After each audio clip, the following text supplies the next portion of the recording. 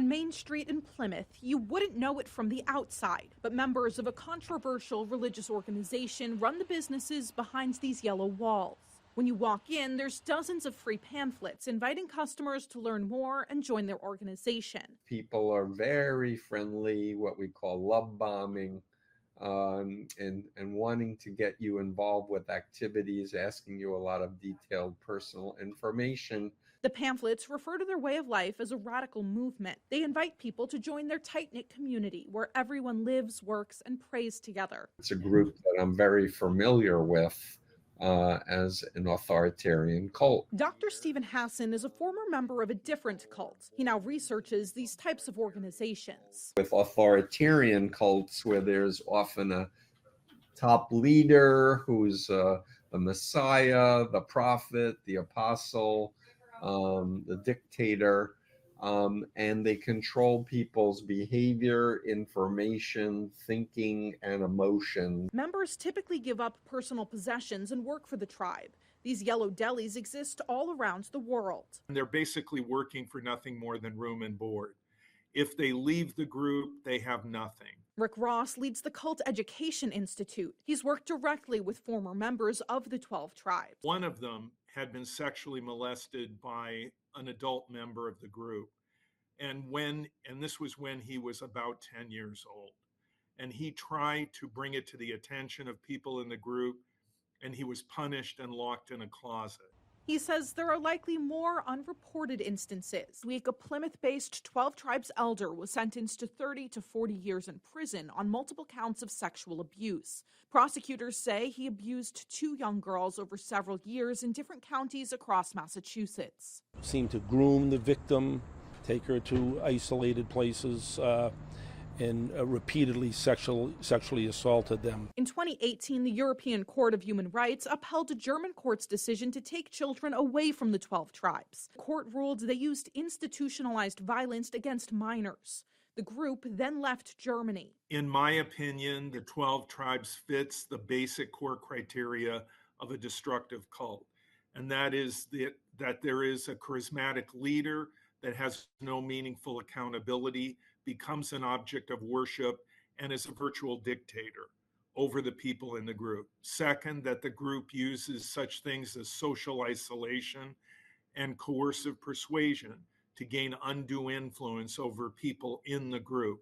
And then finally, that they use that influence to exploit and do harm to the people in the group.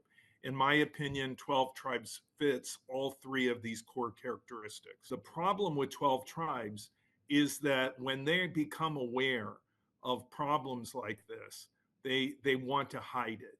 They don't want to report it to the authorities. They're more concerned about the group and protecting the group than they are about minor children. People have an incorrect belief that only weak, stupid, uneducated people can get deceived into a mind control cult, and that's not my experience at all. I was an extra honors student when I was deceptively recruited into the Moonies, and there are many very solid people who were deceived maybe at a vulnerable moment in their life. So first of all, don't think you're invulnerable and it only would happen to someone else. And I encourage everyone to educate yourself, because right now recruitment is happening on the internet through all kinds of deceptive friend groups, and anything legitimate will stand up to scrutiny, and anybody that gets into your life and says, don't tell your parents, don't tell your siblings, keep it a secret, should make you suspicious, because again, legitimate groups want people to know who they are. What are some of the other issues or problems that you found in either this cult or cults like this? So the biggest problem is when the leader claims to be closest to God, and therefore can make rules and change rules, often, making everybody give up everything, but yet they don't live communally. They have their own house. They may have a TV.